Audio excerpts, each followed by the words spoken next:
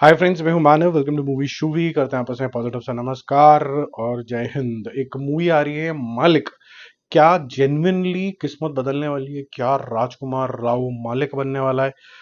देखो, ये जो ट्रेलर है ये बहुत सिग्निफिकेंट है। ये एक ऐसा इंसान था जो ट्रैप्ड था एक टाइम पे।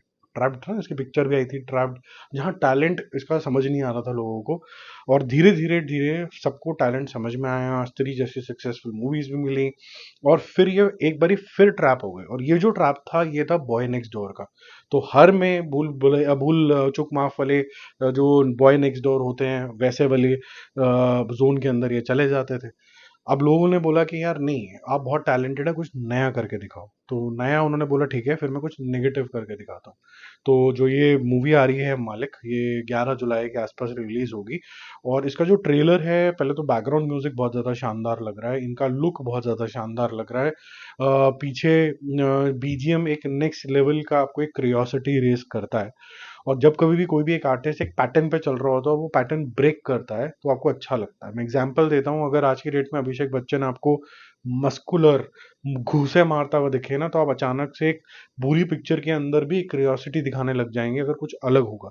ऐसे ही सलमान खान अचानक से एक सुपर कॉमेडी करने लग जाए तो आपका इंटरेस्ट अचानक से हाई हो जाएगा। एक रोमांटिक हीरो अचानक से पठान बन जाएगा तो आपका इंटरेस्ट हाई हो जाएगा। ठीक है। तो ये जो हाई वाली जो चीजें होती है ये शॉक वैल्यू से आती हैं। यहाँ पर आपको शॉक वैल्यू मिलता है कि ये जो राजकुमार राव साहब हैं, ये क्या थे एज एन एक्टर और क्या बन गए। तो आपको मजा आना शुरू हो जाता है। अब बात करते हैं रियलिस्टिकली कि क्या ये जो मजा आना शुरू हुआ ये शॉक वैल्यू की वजह से हुआ या इन्होंने जेन्युइनली खूंखारियतपन डिलीवर करी है, प्लस डायरेक्टर ने इनको ढंग से प्रेजेंट किया है। मुझे लगता है उसका आंसर पार्शली यस है, लार्जली नो है। ठीक है, क्योंकि जो खूंखारियत लगनी चाहिए एक ऐसे इंसान के अंदर जो वो ये बोलता है कि मैं रोटी छीनने वाला हूँ, ठीक है, और मैं बंदूकें चला रहा हूँ, मैं ब्रूटल हो रहा हूँ, ना तो वो ब्रूटल वाला कोई सीन है, ना कोई ब्रूटल वाला कोई ऐसा डायलॉग है जिसको आप बोलो कि मोकैम्बो खुश हुआ, क्योंकि यहाँ पर शॉक वैल्यू उसी चीजों से आएगी। और लास्ट में जो सुसु करने वाला जो सीन है वो फोर्स्ड भी लगता है और एट द सेम टाइम उसमें कोई खूंखारियतपन कुछ आता ही नहीं उसमें, बल्कि वो कॉमेडी डाल के इस तरीके का आप वापस उनको पुल बैक कर रहे हो उसी चीज के अंदर, बॉय नेक्स्ट डोर के अंदर या फिर कॉमेडी के अंदर। तो मुझे लगा कि ये अच्छा ट्रेलर होते होते कहीं ना कहीं स्लिप हुआ। मेरी उम्मीदें क्या है इस पिक्चर से, ये क्यूरियोसिटी जरूर रेस करेगी।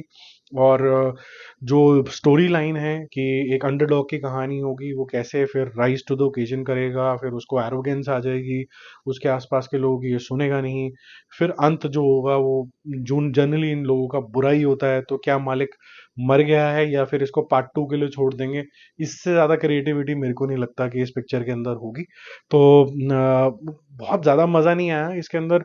इस तरीके के एक्टर को और अच्छे से यूटिलाइज कर सकते थे। तो मेरे ख्याल से डायरेक्टर साहब अगर कर रहा है पिक्चर के अंदर तो बहुत अच्छी बात है, तो then I take my words back. But trailer से लग नहीं रहा है कि ये उस तरीके की इंटेंसिटी के ऊपर गया है। और कई बार एक्टर की एक जॉब बन जाती है कि वो कितना स्ट्रेच करता है उस खूंखारियतपन को। तो यहाँ ब्रूटल होने का पूरा आपको फ्रीडम मिला हुआ है, आप कुछ भी अपने यहाँ तरफ से ऐड कर सकते हो। सिर्फ थोड़ा बहुत मारना और फुहाड़े वगैरह से उससे खून का आजकल स्प्लैश भी ना निकले, किसको मार रहे हैं वो भी तक नहीं दिख रहा है। यहाँ तो लोग गर्दन काटते हुए, बच्चा उल्टा लटकाते हुए वाला जमाना है, लेकिन कुछ इन बिटवीन तो दिखना चाहिए ना कि आपको पता चले वो किसको मार रहा है। तो हवा में ही मार रहा है तो डर का भी कोई ज्यादा मंजर आपको देखने को मिलता नहीं। ये ओकेश टाइप का ट्रेलर है।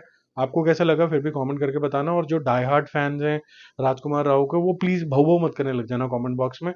जो नॉर्मल तरीके की भाषा का उपयोग करना, हिंदी में अच्छी भाषा है उसको उपयोग करना।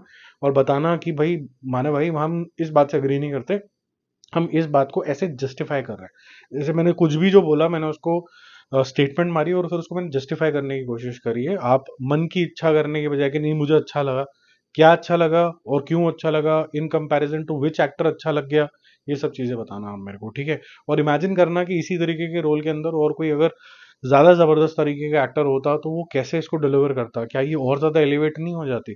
ठीक है, कमेंट करके जरूर बताना। Bye bye.